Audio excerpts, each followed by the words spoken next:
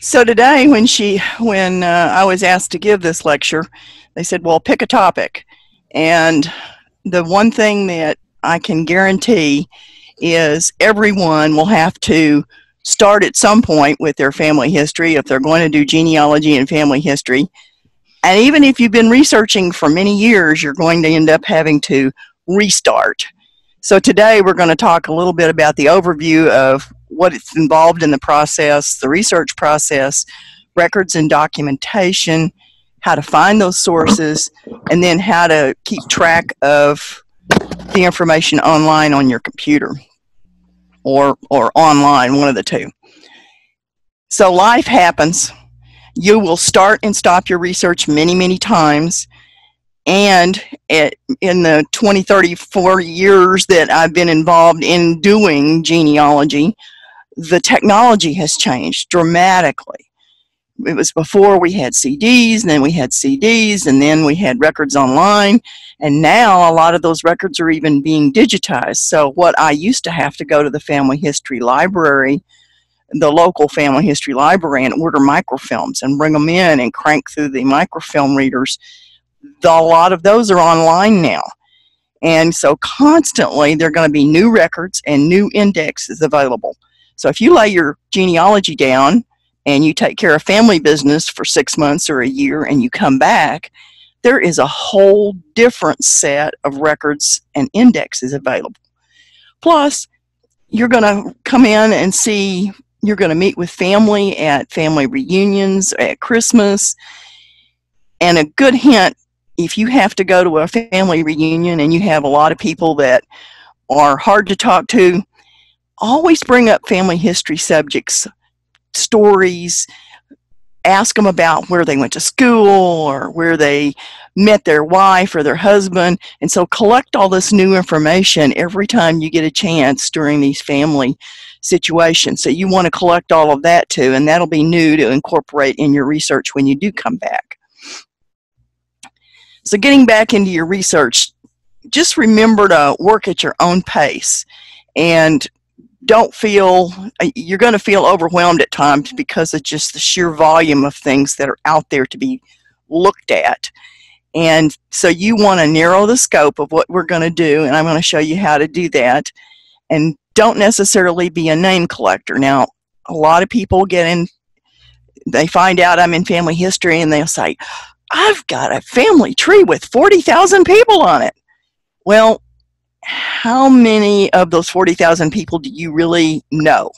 Have you actually researched in the locality? Do you know why they moved from Tennessee to Texas, for instance? So concentrate on the story part of it and try not to be just a name collector, and get in a little bit more into some of the records. And I also want to caution that not every family story is true. I cannot tell you the number of people I have met that say, "I have an ancestor that was on the Mayflower. I have an ancestor that was Indian princess," or "I have Native American ancestors, but I really don't know where." And then there's the big story of, oh, there were 3 brothers or 5 brothers that all came to the United States and went all different directions. Every family story may have a little bit of a grain of truth to it, but do some research. You just don't know whether or not those family stories are true. And then online, you're going to find online trees at FamilySearch.org, at Ancestry.com, at MyHeritage, at Find My Past. All of these places have family trees online, but people have just grabbed records and say, for instance, MyHeritage suggests, oh, you can take these things from this other tree, and people will without even looking at it. And how many James Moores are there in the same county at the same time? You need to take some time to, let's look at the records and see what we've got to do. So it's up to you from the start to vet everything that you're doing, and start at your beginning and then work backwards in time. So start with you and your grandparents or your great-grandparents, and then work backwards from there. And make sure those connections are right. And if you've done this before and you're not sure, back up a little bit and come closer to the current day, and then start through the records again. So we're going to talk about principles of genealogy research. Now, if you do a search on the wiki, and a wiki is a website that multiple people can edit, and FamilySearch.org has a tremendous wiki. It has all kinds of information about how to do your genealogy, how to find records, what about the localities. It's a wealth of knowledge there, and there's some really wonderful lectures that are free, and they're outside in that wiki.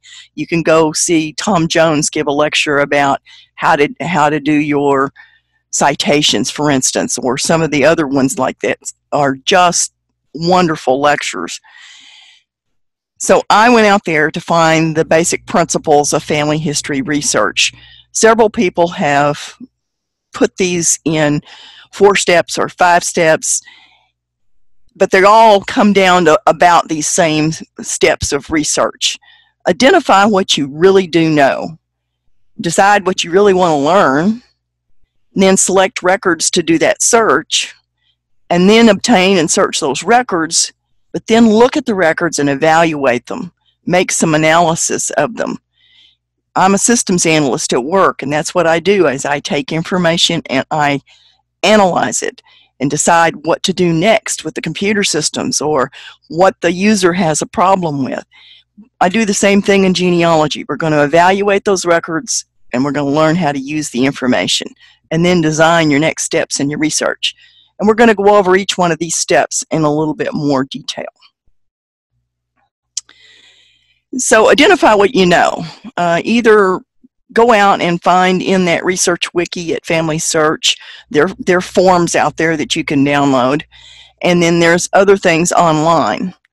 And you can gather your family information, record what you have, and evaluate where you're going to go from there. But in recalling your information, trying to put it on the forms, you will find that there's some inconsistencies with the names and the dates and the places.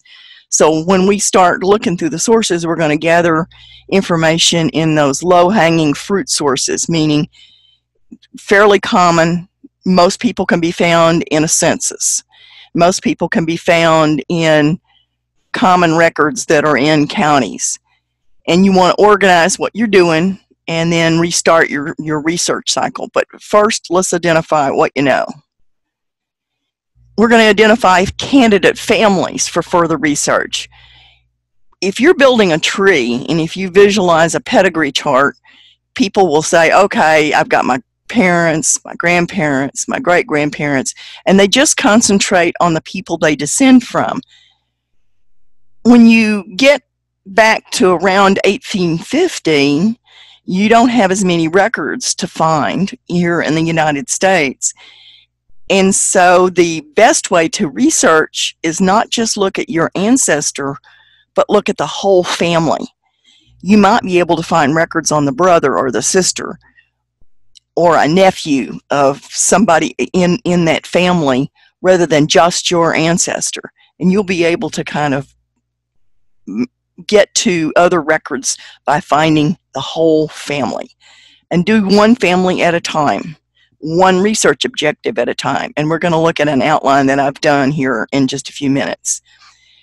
Select an easy one to begin with, and if the objective is too big, start narrowing the scope a little bit to try to find something like, where did the marriage occur, or when did it occur, or who was present at the marriage at the same time. And prepare a research log to kind of track where you are going with this research. So then we're going to select the records to research. We're going to identify a category of sources, choose a particular record type and specific records.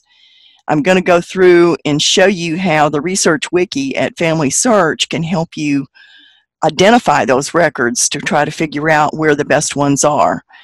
If you just go to Family Search or Ancestry.com and just plug in a name, you might be able to find the right ancestor, but I have ancestors with a surname of Land, If I just do a search on land, it pulls up land records, it pulls up everything else other than my ancestor who has that surname Land.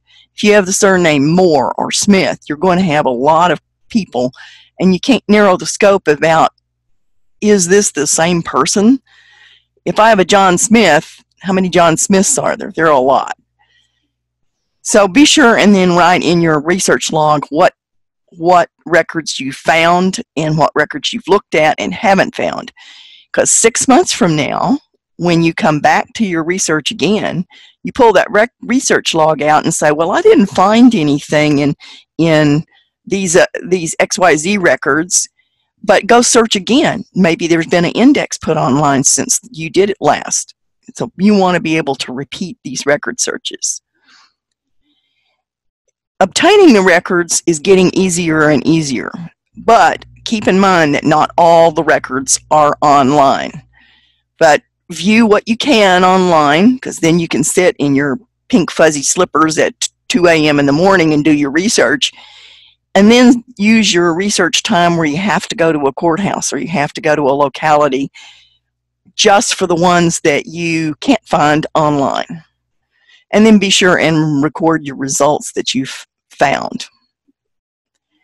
Then we're going to evaluate the evidence. We're going to transfer the information into our tree, and then you're going to organize the new records. Now, sometimes you cannot say for sure that this is the right relationship or the right parent, and then you come on the dilemma, do I put this relationship or this marriage into the family tree even though I don't know for sure, and maybe find a match somewhere to give me some other ideas, or not? Most of the time I'm leaning to not, and I try to document most of my records and then take and then transfer them into the online tree. But not everybody does that, and so you're going to find a lot of misinformation that way. Life happens. I'm going to bring this up several times. You will start and stop your research many times, and new records and indexes will be available. So here's how to plan your approach. I have an ancestor that I have a huge brick wall on, and this is Lewis Kirkpatrick, who lived in eastern Tennessee, and I would love to find out who his wife was. We know he had a wife because he has kids, and we have descendants because I am one of his descendants. But how do I find the wife? So I started with creating a timeline for the person. Now for this lecture, I have shortened this timeline. I have a lot more records than this since I've been researching this man for 20, 30 years. So Lewis Kirkpatrick was born about 1781, we think, in North Carolina. But if you look at it, North Carolina didn't become a state till 1789. In 1803, his father died in Roane County, Tennessee. Now, Roane County, Tennessee, in Kingston, Tennessee, has an old courthouse. They have records that did not burn. They have records back into the 1700s. And that's both a blessing and a curse. I have yet to get through every record that they have. There are court records that you could spend days and weeks just going through the court records. It is a wealth of knowledge, and the historian in that county knows their records, knows the people, so it's worth a trip if you have any ancestors in Roane County to go to Kingston. Lewis appeared on a tax list about age 25 in 1806. We know he had a daughter born around 1814, and then he appeared on a census in 1830. His son was involved in a lawsuit around 1846, and then he appears on a census in Shelby County, Texas. Now, Shelby County, Texas is one of those infamous burn counties. So other than the census and tax lists that are in Austin, there are no other records to be had in Shelby County, Texas. He did appear on a tax list, the old handwriting tax lists, hard to read, but you can still see his name, and to about 1854. So he died somewhere around that time frame. Now, how do I find his wife? If we look back here, we know that he had a daughter around 1814, so he must have gotten married somewhere around there. We know in 1803 he was around 22, so we're probably looking for a marriage around 1800 to 1813, somewhere in there.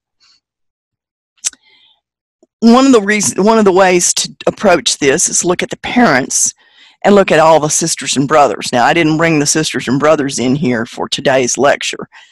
It just would have cluttered things considerably, but this man, to try to search him, I've had to search all the brothers and sisters and all the parents and the grandparents and descendants and grandkids, trying to learn more and more about this man. His father was married in 1768 in Morristown, New Jersey. He has some records that show up later in Burke County, North Carolina.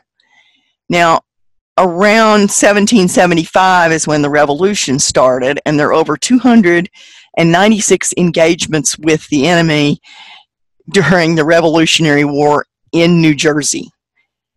Likely, seeing where the records are, they left before the Revolution started, but we don't know for sure.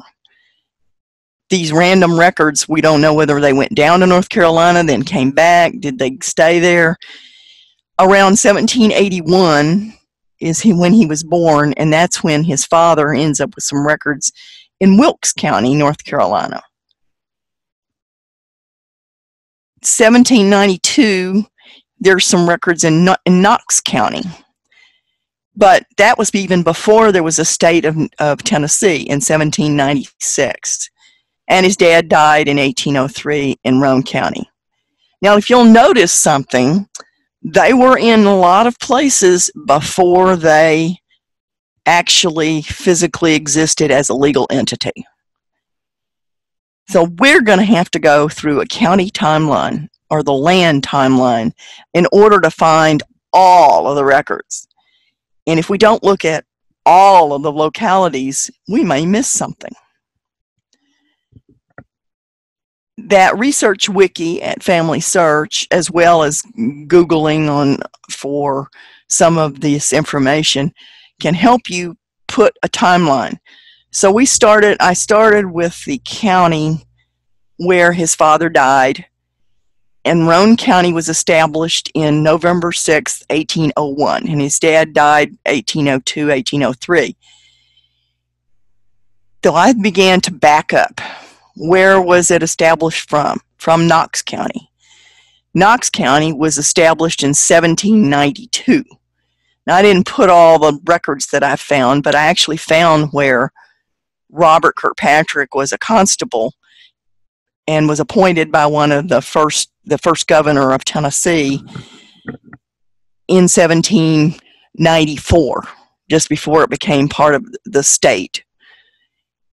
So Knox County was created from Greene County and Hawkins County, and that came from Washington County in North Carolina. So Greene County existed both in Tennessee and North Carolina. But North Carolina was just admitted to the United States in 1789. I actually have records where they were in North Carolina before 1789. And to top everything off, that part of eastern Tennessee became an independent state. They were trying to form a new state in 1784 to 88, and they claimed they were the state of Franklin. Well, they collapsed before that, and eventually it became part of Tennessee. However, there are some records still during the state of Franklin. Washington County, if we go back further, was created in 1777. North Carolina as a state didn't come in until 1789. When they became a state, the western part of North Carolina was given to the United States and became part of the Southwest Territory. There are records by the Southwest Territory. So in 1792, the North Carolina then put some of the county of Washington County in with Wilkes County. Now, I have found records for them in Wilkes County. and that was formed from Surrey and Washington District. So as you can see, we have 5 different counties, probably 6 or 7 different entities, since Greene County was both in North Carolina and in Tennessee, so was Washington County. And this means that there is a lot of information that we need to look at if we want to be a very thorough researcher, which also explains why I've never found everything. So we do a county timeline. And the very first thing you want to do is find the easy, quote, easy records. Look at the marriage records under all those counties. Early days, 1797, sometimes the counties have the records, sometimes they don't. That Research Wiki can tell you, as you find every one of those counties, when the county was formed, what records are there, where you would find them, whether they've been microfilmed. The other easy record is to try to find some headstones, some early cemetery headstones. If you keep in mind, now I see it all the time on in Facebook groups where people are asking for, well, where are the death records in 1850 in Texas? Well, they don't exist. Cemeteries are the way you're going to do. Birth, marriage, and death records may be are as a vital record that are going to be recorded all the time, is relatively new, unless you're up in New England. Now, Boston and some of those areas up there in New England will have city and county records that go far back. But those of us that are descended from these people that hit the frontier, county records don't necessarily cover the marriages even. You will luckily find tax records and land records. We all have to pay our taxes, and if you owned land, there was a record of that because of the buying and the selling of the land. So to have reasonably exhaustive research, we will want to try to find land records. Since I can't find a marriage record on that man, if I can find where he was living from 1781 to 1846 and plot the land and find out who lived near him and then research all those families, then I might have some chance of finding his wife. That is going to take me a good while in my research. So I'm looking right now in court records for witnesses and bondsmen. And to complicate things, Robert, the father, was a constable. Lewis was also a constable, so his name appears in a lot of records, even though a lot of them are not in the index. So I have to look page by page through court records and scan them to see if I see his name. I'm still hoping, beyond hope, that I will find a record where Lewis was constable and he pulled his wife in maybe to witness one of the transactions, because occasionally there wasn't a man there, and so the constables will pull in their wives as a witness to a particular transaction. I haven't found that yet, but one of these days I might. I did find some other constables in Roane County that did that. So that's where I am in my research, but this is the way to plan something that's a hard research. You might get real lucky and find the more easy records in something you're doing, especially if you're researching around 1850. You probably won't have to go to this length. Now, how do I find which records to research? Stop searching just by a name. Stop searching just indexes. And then go pick a specific record to go search. And that's what we want to log. I looked at the court records, the county court record, the chancery court record. What entity record did I actually look at? And then we can also search by the catalog. Just like we used to have the library catalogs, and you walked into a library and you pulled out the tray with the index cards, there still is a catalog on FamilySearch.org and on Ancestry. So I'm going to show you how to search for just a specific kind of record. Family Search has actually done something that is really neat, and they will help guide you through finding records. So if you will Google familysearch.org and guided research, there is this little book with the magnifying glass on it that says guided research, and it's going to help you prioritize some of your searching through online databases. And if you're new to using a wiki, here's how to use the wiki. This prioritized list of resources for birth, marriage, and death records. Keep in mind, obviously, that this is going to try to funnel you toward indexed collections. Use this for a locality that you don't know very well and maybe haven't taken time to do that genealogy of the county like I showed you just there, where we went back through which county was formed when. This guided research will take you through some of that. Not all localities are going to be there. If you had ancestors that were born in the 1700s in Germany, it may not be covered. I didn't look to see about international records. I did see some in here, but not that many. It brings you up to a map, and you can either click this blue line here that says go just to the list of guided research experiences, or use the plus key and keep going further down into the catalog. There is guided research, see, for instance, over here in Italy and England and Scotland. So you can see where the green is. So I brought it down to here and found my state of Tennessee. Or by clicking on that line back here where it said the guided research experiences, it takes you to a page that looks like this, where you can just click on the state. Now at this point, it's going to flash up a reminder that you have to be logged in order to see any records. Family Search makes you sign up for their website page. They don't send you anything in the mail unless you say it's okay for them to send you something. But what they use this for is they are able to track which records are accessed, who accessed them, and then it also prevents people from sitting there downloading all the images on, say, one microfilm and turning around and trying to sell it.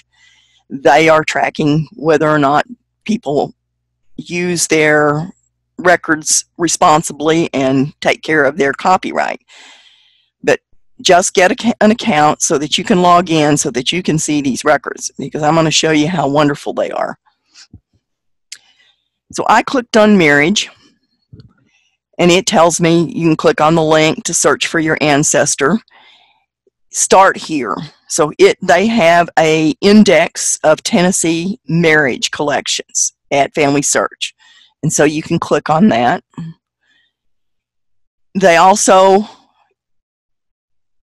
well, if you go down through all of this, down at the bottom it says here's additional online researches.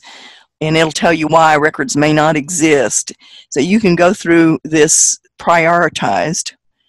Now, one thing to caution you on, Family Search does have access to indexes at other places that charge money. You might be able to access the indexes at Find My Past, My Heritage, Ancestry. So they will put a $sign on here so that you can see that this is an index that's going to go into a paid site. When you do the additional online resources, it even gets more detailed here. It says, okay, take a look at newspaper announcements, take a look at church records, take a look at obituaries. So here is a Tennessee obituary Family Search collection that you can search by clicking on this. Military records, death records, and this is also a guided research, so there's several different sources in the death records. So this guided research is absolutely wonderful in that it takes you through some of these searches and helps you figure out which collections to search first. When you do put your name in and find something, what you're looking for over here, if it looks like a little notebook, that is information that's been indexed. If you find a little camera, you have hit gold. The little camera says they have digitized this record and that you'll be able to see the original record. And we'll go through that a little bit later and I'll show you some.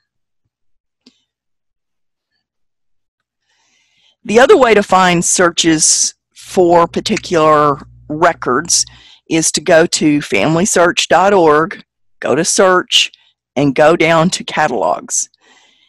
If you go to records, you search records is usually the place most people just dive in. That's only looking at indexed records. By searching the catalog, I can see what other records are there. And you say, well, they're not indexed, how am I going to use them? A lot of the records have an index inside of them on the microfilm. I'll show you what those look like. So I get to the catalog and I start typing. So I wanted to go to Randolph County, North Carolina. And I started typing and it starts bringing up the list of Randolph, Alabama, Randolph, Arkansas. So it gives you even a smaller list as you're typing. And then when I got to Randolph County, it tells me about when it was established from Guilford County, how many, are there a lot of court records missing, where the county seats were, it was part of the United States, and then it lists some categories. Now keep in mind that these numbers here that appear behind the categories are just the number of entries. Each entry could be thousands of records. So you are just looking at the subject, the title, and that will be like 13 titles under court records. The other hint that I can give you here at Family Search to help you track where you're doing and what you're going, when you go to this catalog, I can build a research list to come back to later. And I do that by hitting this add over here on the right-hand side. So if I said, okay, I want to see the Civil War records later, click it. I want to see these county records. This looks like a book. I'm going to click it. Let's load the equity minute docket of this court. Click it. Later, when I finish doing all of the collecting in Randolph County, I can print the list. And this is what a printed list looks like. And these are clickable. So if you have this list online, you can then proceed to go 1, 2, 3, 4, 5 and go through the research. You can remove some from the list, you can add some more, and then you can physically print it, or when you go to print, you obviously can create a PDF file of it so that you can file it for later. You could also take your cursor and highlight all of this and hit Control-C, or on a Mac, Command-C, and copy it and paste it into a spreadsheet. So this helps you track where you've been in the catalog. Here is an entry of the jury list in Randolph County, North Carolina. And notice it says physical, 1 microfilm reel. It was 35 millimeter microfilm reel. If you want to look for it in other places, you can search for it in the catalog at WorldCat. And WorldCat.org is a super library catalog of a lot of libraries. So if you go searching at WorldCat to try to find a book, it will tell you the library that's closest to you that might have that physical book. So it's a wonderful place to go looking for them.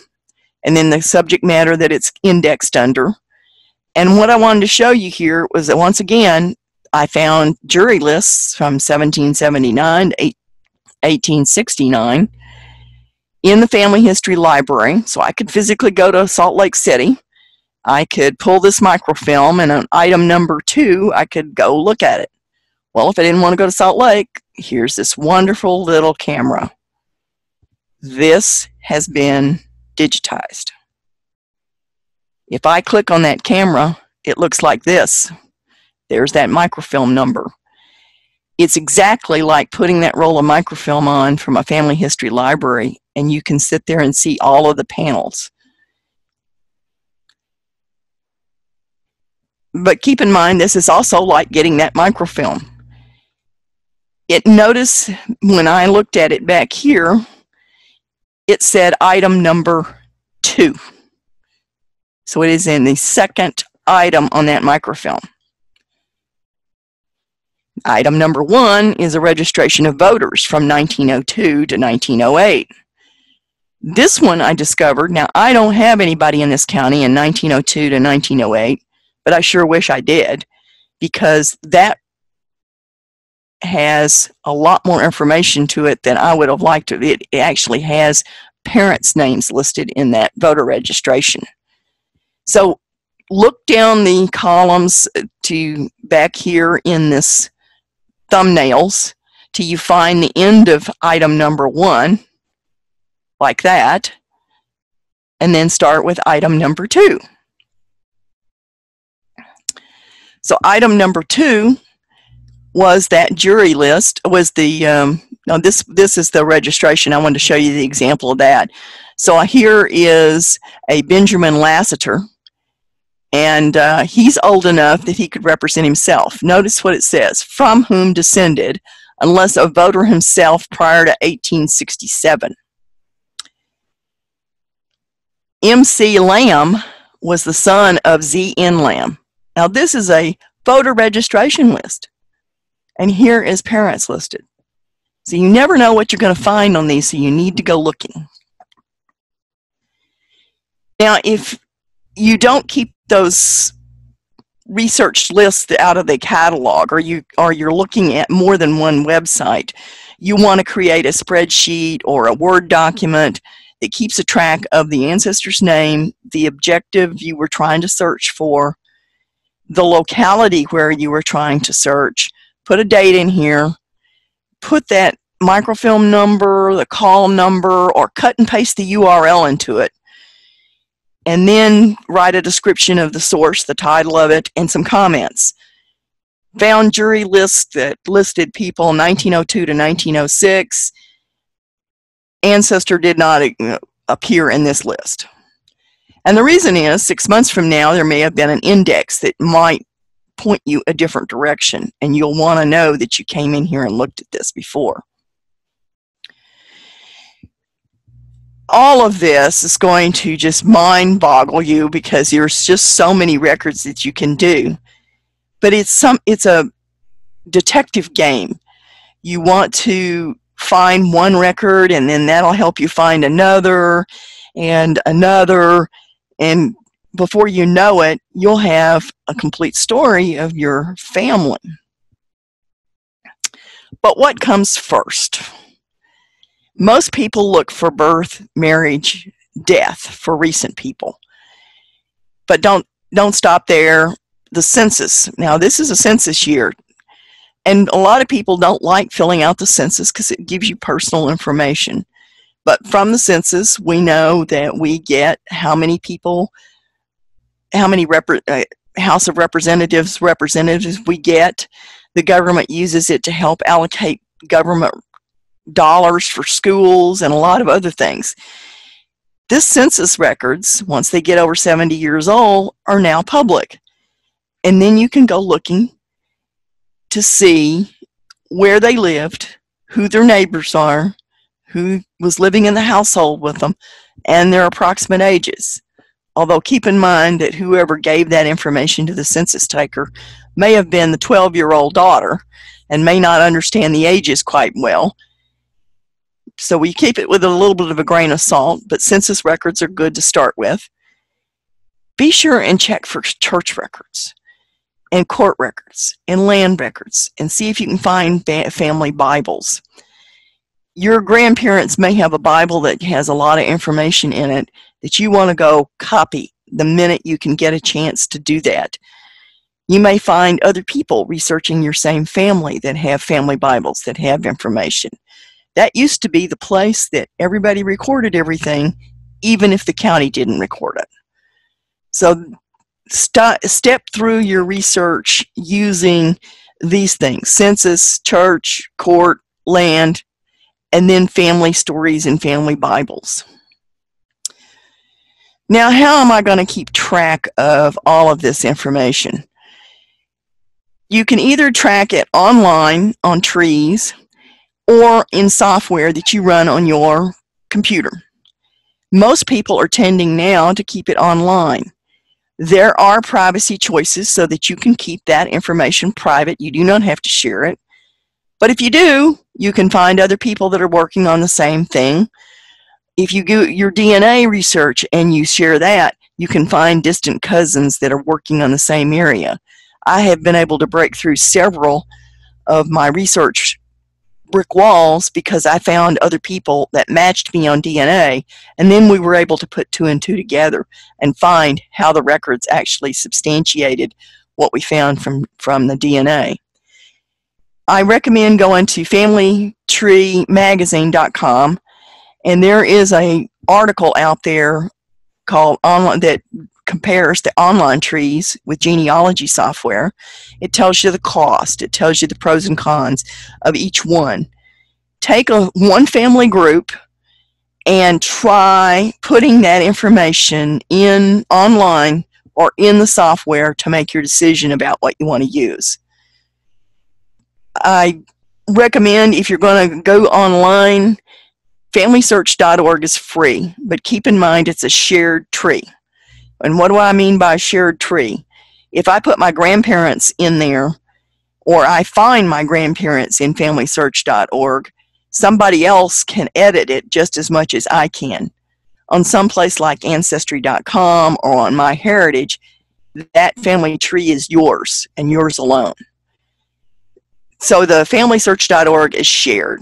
And that means if somebody else has the opinion that Mary is the wife of John Moore, and you know for sure that it's Susie that was the wife, and you go in there and correct it, they later can come back and they'll change it back to Mary. So you have to go back and check sometimes to find out that somebody has messed up your family tree and go back and re-edit it. The more sources you attach to it, the less likely it is somebody else is going to go in there and just change up the family tree. But keep in mind, it is shared. Roots Magic software on the computer has a free trial. You actually can build trees and work with it in a small subset of your family in order to try it out. It is connected so that you can download and upload your tree to Family Search as well as Ancestry. So it's one that actually can sync from the information both on Family Search and Ancestry, as well as being able to put information in your local software. So take a look at that one. Legacy is also a good one. A lot of people have Family Tree Maker because it was connected to Ancestry. But make a decision for yourself and stick with it. Don't try to keep swapping from one to another, or you're going to end up losing some information somewhere along the way. Life happens. I'm going to say this again. You will start and stop your research many times. It's okay. You just want to do what you can do. And once you do start back, there are new records and there are new indexes. That happens weekly. FamilySearch.org, Ancestry, MyHeritage, all of them name, Find My Past. And if you do, and you have research that you have ancestors in England, Find My Past and MyHeritage have more records than Ancestry does. And in Ancestry, you have to pay for the extra world global access, whereas Find My Past and MyHeritage, they all seem to be available more. So you might want to take a look at the other online services that you got there.